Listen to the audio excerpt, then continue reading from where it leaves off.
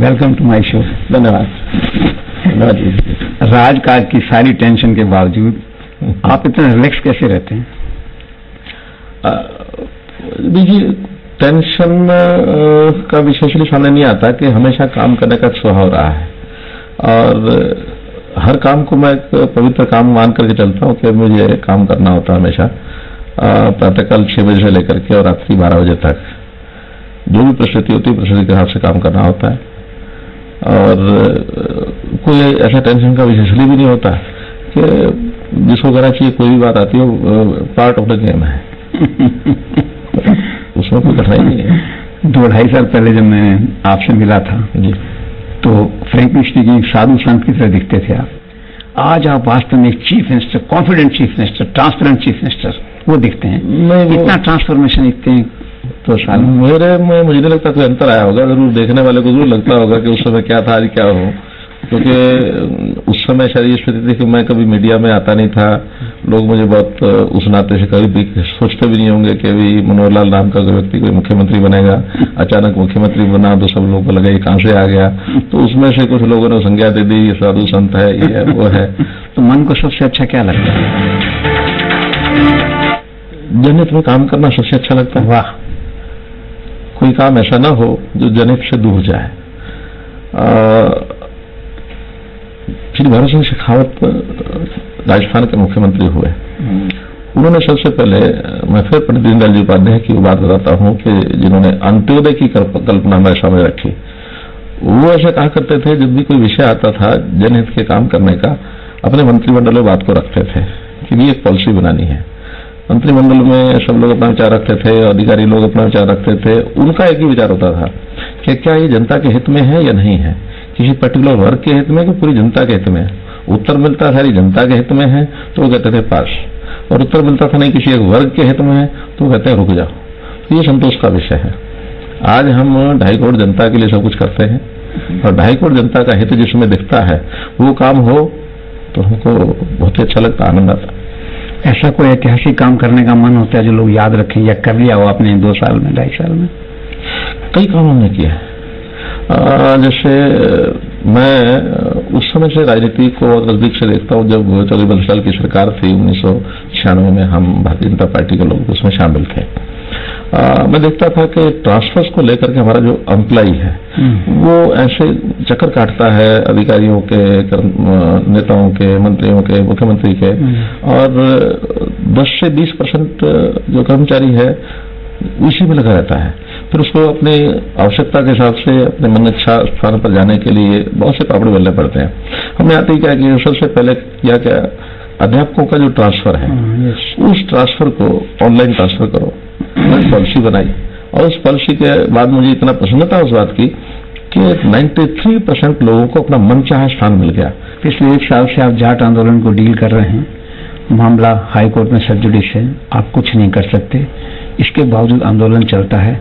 क्या कोई political conspiracy लगती है करना? देखिए, ये पहले तो एक सामाजिक मुद्दा था और सामाजिक मुद्दा जहां तक था हमने सब बातें उस समय बैठ के तय की थी कि एक समाज का एक वर्ग है जिनको चाहिए कि हमको एक आरक्षण चाहिए, और वो आरक्षण का भी कोई इतना बड़ा उनका परसेंटेज नहीं था जो कुछ प्रभावित करता। मांग उठते ही हमने आरक्षण दिया, लेकिन उस आरक्षण देने के बाद भी कुछ लोगों ने शरारतपूर्ण तरीके से उस आंदोलन को एक हिंसात्मक तरीके से मोड़ दिया और वो लगातार चल रहा है। ध्यान में आता है कि वो केवल सामाजिक मुद्दा न रह करके एक राजनीतिक मुद्दा बन गया। आपस में बातचीत करके सुलझाया जाए, उसका एक दौर चल रहा है और मैं समझता हूँ कि उसी बातचीत के माध्यम से ये चीजें हल होनी चाहिए, बहुत जल्दी हल होने की मैं आशा करता हूँ। पिछले कई दिनों से धरने प्रदर्शन चल रहे हैं, बहुत टैक्टफुली आप हैंडल कर रहे हैं, कोई मेजर वायलेंस नहीं हो रहा, कैसे मैनेज करते हैं कंट्राडिक्शन इतने? देखिए, पहली बात तो यह है कि हमने अपने पूरे प्रशासन को चुस्त किया है और उस प्रशासन के नाते से जो धरने पर बैठते हैं उनके लोगों के साथ भी उस प्रशासन के लोगों के सब संबंध बने हुए, सबको बातचीत भी करते हैं। शांतिपूर्वक धरना वो दे, उनने अभी लगभग 28-29 दिन हो गए हैं। उनका तो कहना है कि हम बहुत लंबा चलाएंगे, हमारा कहना है कि लंबा चलाने का लाभ तो नहीं है। फिर भी अगर शांतिपूर्वक तरीके से धरना चलाते हैं, लंबा चलाते हैं तो उसमें हमें आपत्ति भी नहीं है। हाँ, लॉ एंड ऑर्डर स्थिति बिगड़ती है तो उसकी तैयारी हमारी पूरी है और उस पूरी तैयारी के नाते से कानून को कोई ना तोड़े ये हम ध्यान पूरा रखेंगे। यूपी के लोग यहाँ कैसे कूद गए वहां से आके आंदोलन में? मैं बता रहा जैसे इसके पीछे कोई ना कोई राजनीतिक पहलू है, और राजनीति उन्होंने यहाँ तक खुल के कहा है कि हम इस जो समय को हमने चुना है वो उत्तर प्रदेश के चुनाव को ध्यान में रख करके चुना है। संयोग से समय उत्तर प्रदेश का चुनाव भी था और उस आंदोलन का पिछला 1 वर्ष भी इसी समय पूरा हुआ था, तो उन्होंने दोनों बातों की आड़ को लेकर के, और अभी भी जो सो बोलते हैं अच्छे नहीं है, लेकिन ऐसे लोग बोलते हैं कि हम 11 तारीख को दिखा देंगे, ये होगा वो होगा। अब 11 तारीख को क्या होगा क्या नहीं होगा भविष्य के घर में है। ऐसा लगता है कहीं कहीं वेस्टर्न यूपी वगैरह को देख के कि जाटों का बीजेपी कुछ मोह भंग हो रहा हो या कुछ ऐसा कुछ नहीं, उसका इम्पैक्ट हरियाणा में ऐसा कोई विषय नहीं है। राजकाज ऐसा नहीं है कि भी किसी व्यक्तिगत हित को पूरा करने के लिए कोई मुखिया वो अपने हित को पूरा करने के लिए कुछ कर रहा है। समाज हित में काम करेंगे, और उस समाज हित में काम करते समय मान लो कोई देरी हो गई, कोई उकचुक हो गई, छोटी बड़ी बात हो गई, लोग समझते हैं। इतने सालों का बिगड़ा सिस्टम कोई 2 दिन में, 4 दिन में, 7 में, 2 साल में ठीक होने वाला नहीं है। कांग्रेस ये कहती है कि मनोहर लाल घोषणावीर मुख्यमंत्री हैं, घोषणाएं करते हैं, लागू नहीं होती। कितने % घोषणाएं आपकी लागू हो गई? सभी घोषणाएं करते हैं, हर मुख्यमंत्री करता है। हमारे लिए संतोष की बात यह है कि जो पिछले मुख्यमंत्री ने 10 साल में जितनी घोषणाएं की उतनी हमने 2 साल में की है।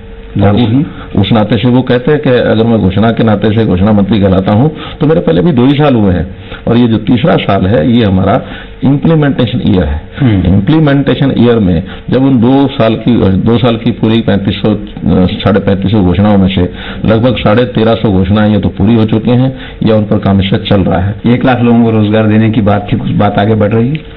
1 लाख तो हम दे चुके हैं। हमने इन्वेस्टर समिट किया, और उस इन्वेस्टर समिट में और उसके बाद अभी प्रवासी हरियाणा दिवस के माध्यम से कुल मिलाकर के 550 MOUs हुए हैं, जिसमें 7 लाख करोड़ रुपए से ऊपर का इन्वेस्टमेंट इसका वायदा हुआ है, जिसके अंदर लगभग 80,000 लोगों के एम्प्लॉयमेंट का तो अभी रास्ता खुल चुका है। 1 लाख करोड़ रुपए से ऊपर का निवेश हो चुका है। 165 के लगभग लोगों के जो MOUs हैं और लाइसेंसेज हैं वो या तो उन्होंने जमीन खरीद ली है या उनके लाइसेंस उनको मिल चुके हैं। इतना काम तो ये हो चुका है, और आगे आने वाले समय में स्किल डेवलपमेंट के माध्यम से लोगों को रोजगार लेने के लिए उनको हुनरमंद भी करना पड़ेगा। हमारी सरकारी भर्तियां वो भी चल रही हैं। सरकारी भर्तियों का हाल ये है कि हर वर्ष वैसे तो रिटायरमेंट लगभग 12 से लेकर 15,000 लोगों की रिटायरमेंट होती है, जो नई वैकेंसियां निकलती हैं, लेकिन पिछले 5 वर्ष में पिछली सरकार ने कोई भर्ती नहीं की, और उनके कारण से हमको जो 50,000 खाली पद मिले उनकी भर्तियां लगातार चल रही हैं। 35,000 लोगों की एडवर्टाइजमेंट हो चुकी है, चाहे वो सिपाहियों की भर्ती है, पुलिस में भर्ती हो रही है, चाहे अध्यापकों की भर्ती हो रही है, लेक्चरर्स की भर्ती हो रही है, इंजीनियर्स की भर्ती हो रही है, BDOs की भर्ती हो रही है, HCS की भर्ती हो रही है, हर लेवल की भर्ती। महिला पुलिस की स्पेशल भर्ती हमने चलाई है, अभियान चलाया है। इन्वेस्टमेंट की बात अभी आप कर रहे थे, आप 2 बार विदेश गए, रेस्पॉन्स कैसा था वहाँ? विदेश में शुरू में तो एक हिचक थी हरियाणा में आने की, लेकिन जैसे हमने उनको सारा एक एटमॉस्फेयर बताया कि हमारे यहाँ हरियाणा में एटमॉस्फेयर बहुत अच्छा हो गया है, जमीनों के नाते भी अब वो जमीनों का हम रास्ता बना रहे हैं कि जो पंचायती जमीनें हैं वो लीज के ऊपर उनको दी जा सकती हैं। प्राइवेट जमीनें वो खुद भी अपनी खरीद सकते हैं। हमारे यहाँ HICDC के माध्यम से हम नई जमीनों को प्रोक्योर करने का एक सिस्टम हमने बदला भी है। एक्विजिशन की बजाय डायरेक्ट परचेज, किसान की सहमति से परचेज। लॉ एंड ऑर्डर की स्थिति में भी अब उनको लगता है कि भी हरियाणा एक शांत प्रिय प्रदेश है, उसमें कोई कठिनाई नहीं है।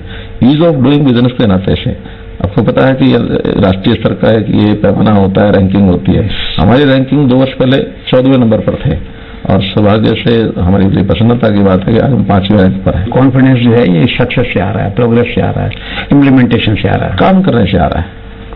काम करेंगे तो सफलता मिलेगी। वो सफलता, वो जो प्रोग्रेस, वो काम करने का एक स्वाभाविक परिणाम होता है। आपने बड़ा अच्छा एक पंचलाइन दी है कि planning is over, 2017 is execution year.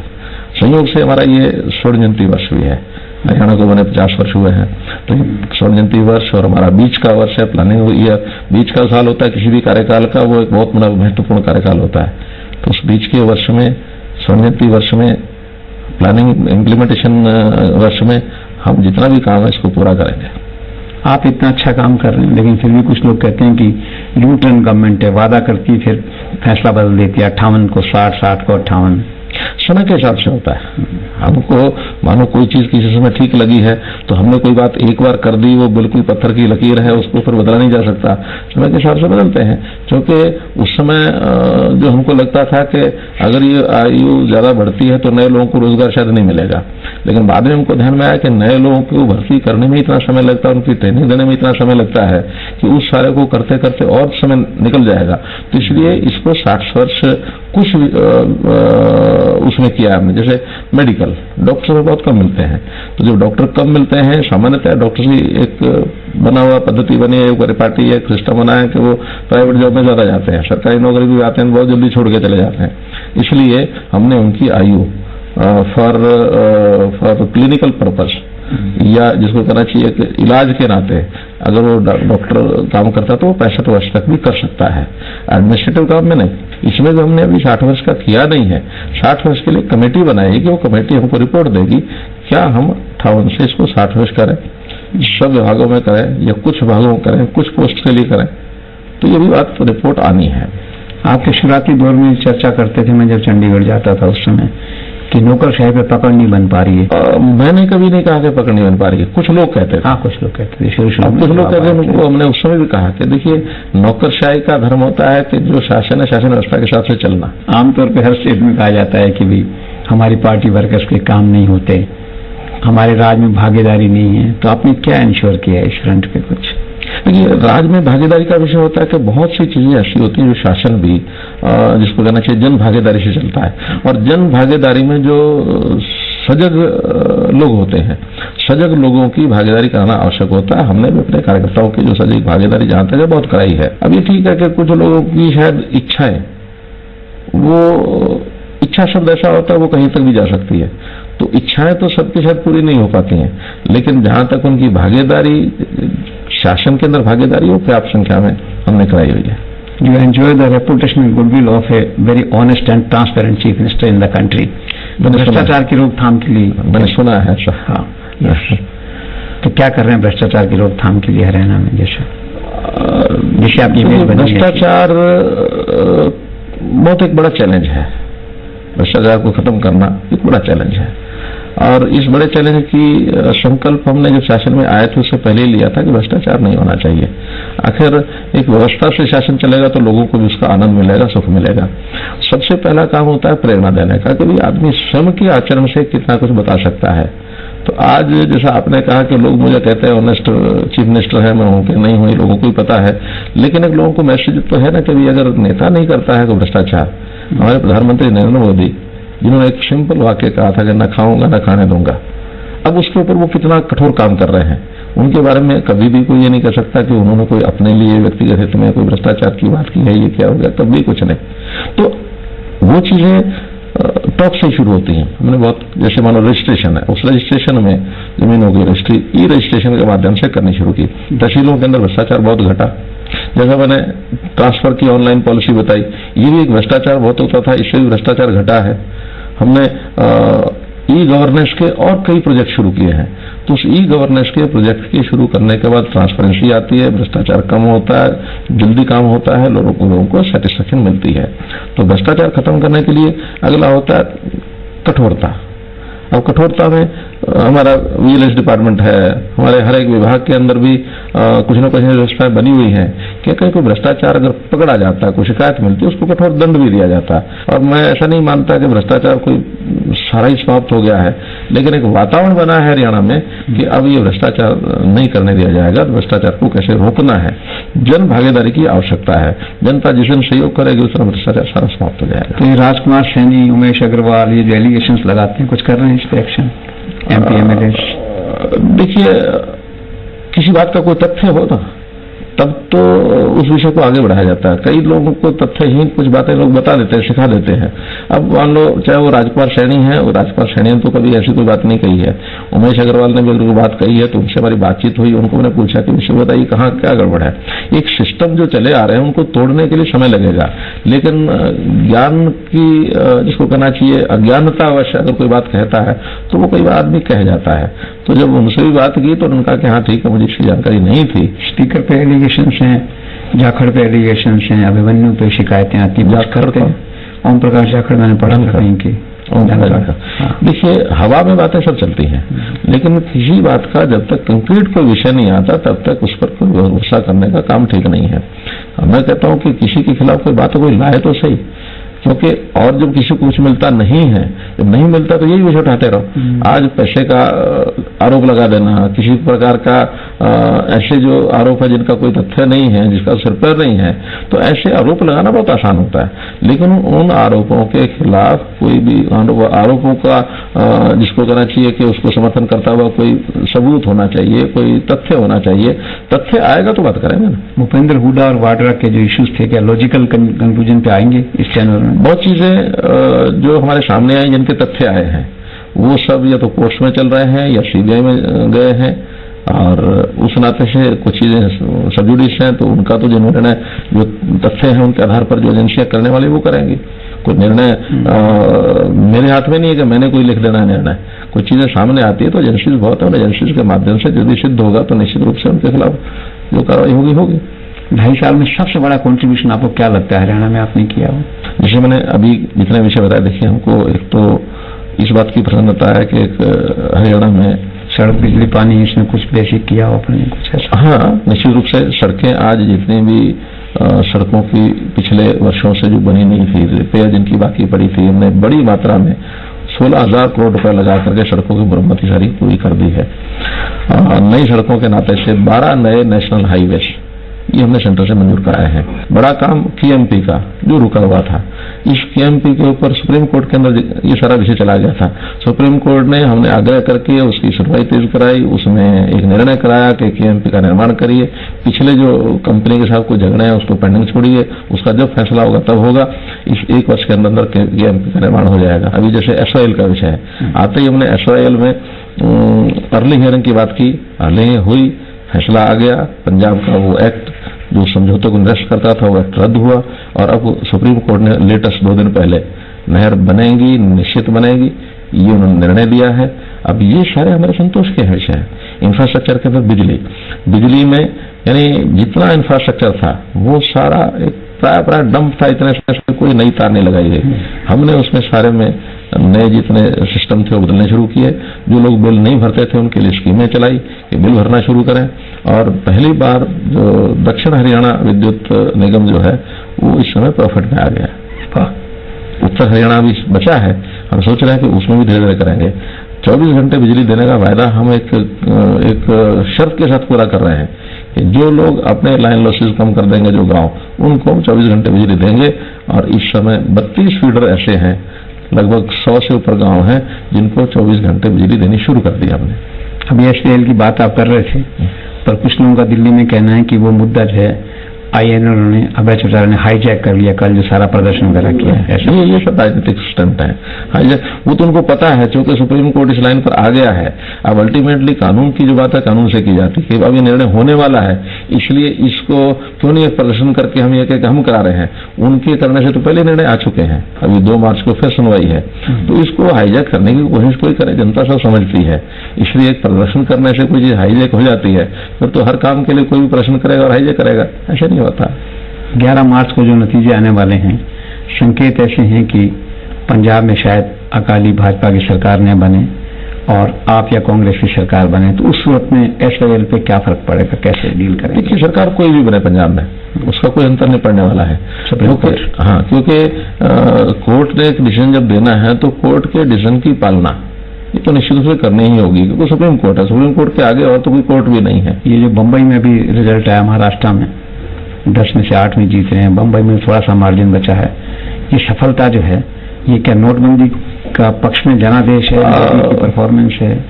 देखिए, देश भर में एक वातावरण बना है, और मैं समझता हूँ देश भर में वातावरण बनने के बाद आज भारतीय जनता पार्टी सर्वाधिक स्टेट्स में सर्वाधिक सीटों के साथ, चाहे वो विधानसभा की सीटें हों, चाहे लोकसभा की सीटें हों, और चाहे लोकल सेल्फ गवर्नमेंट के नाते से पूरे देश का अगर हम दूसरी पार्टी से मुकाबला करेंगे तो आज भारतीय जनता पार्टी देश भर में नंबर 1 पर है, और उसका प्रभाव सब तरफ पड़ता ही है। सब आखिर जो नीतियां हैं, चाहे वो नोटबंदी की बात हो, चाहे भ्रष्टाचार को खत्म करने की बात हो, चाहे इंफ्रास्ट्रक्चर खड़ा करने की बात हो, विकास की बात हो, तो इन सब बातों में आज भारतीय जनता पार्टी का कोई सानी नहीं है। हरियाणा भी निश्चित रूप से कोई हमारी सरकार 5 साल के लिए आई है ऐसा नहीं है। हमारी सरकार ये 10 साल और 15 साल भी चलेगी, ये उसी में से परिणाम निकलेंगे आगे। क्या लगता है यूपी में सरकार बनाने जा रहे हैं आप? मुझे तो लगता है कि यूपी में सरकार हरियाणा की आएगी, कोई कारण नहीं है ना आने का। तो यूपी में भाजपा की सरकार बनेगी ऐसा लगता है? पूर्ण बहुमत से भी ज्यादा, 2/3 बहुमत, जो पूर्ण बहुमत से भी ज्यादा, अब ज्यादा तो कहीं तक भी हो सकता है। आरएसएस की जब बात करते हैं तो वैसे ही लोग कहते हैं कि रिमोट कंट्रोल करता है, पर कहते हैं हरियाणा में भी रिमोट कंट्रोल ज्यादा है आरएसएस का, गवर्नेंस में ऐसा। मैं सब आरएसएस का आदमी ना, इसीलिए तो कंट्रोल है। इसीलिए ऐसा कहते हैं। क्योंकि आरएसएस में मैं कोई आरएस से अलग नहीं हूँ। लोगों ने कहा कि आपको राज का अनुभव नहीं है, मैंने कहा मुझे अनुभव है, मुझे सेवा का अनुभव है और मैं सेवा करके यहाँ पहुंचा और आगे भी सेवा करनी है और सेवा में मेरा सानी कोई नहीं हो सकता। पिछले कोई मुख्यमंत्री ऊपर नीचे तक उठा के देख लो, कभी उन्होंने समाज सेवा के बारे में कभी इतना नहीं सोचा जितना हम करके आगे बढ़ गए हैं। आप एक सीनियर बीजेपी लीडर हैं, ये यूनिफॉर्म सिविल कोड के बारे में क्या सोचते हैं? देखिए, एक ऐसा विषय है जिसमें समाज के सब वर्गों की भावनाओं को ध्यान में रखते हुए जन जागरण करके ये करना होगा। ट्रिपल तलाक, इसमें कोई कोर्ट्स बहुत बड़ा एक वर्डिक्ट दे रहे हैं और कोर्ट्स ने भी कहा है, बहुत से लोग इसमें अपने ढंग से अपने मत व्यक्त करते हैं। मैं समझता हूँ समाज में एक स्थिरता लाने के लिए इन लॉन्ग रन, क्योंकि एक समाज अपने समय का देश काल परिस्थिति के हिसाब से बहुत चीजें बदलता है। कभी शायद ये समाज के लिए अच्छा रहा ही होगा, लेकिन देश काल परिस्थितियों के हिसाब से बहुत सी चीजें बदली हैं और इसमें भी महिला को जिसको कहना चाहिए उसको अधिकार देने की दृष्टि से, महिला एम्पावरमेंट की दृष्टि से कुछ चीजें हैं, उसमें ये भी एक बात है। कब होगा, कौन करेगा? काफी काम किया है वुमेन एम्पावरमेंट में हरियाणा में, तो अगले 2.5-3 साल में क्या रोड मैप है? 2.5 साल में वुमेन एम्पावरमेंट में, माइनॉरिटीज में?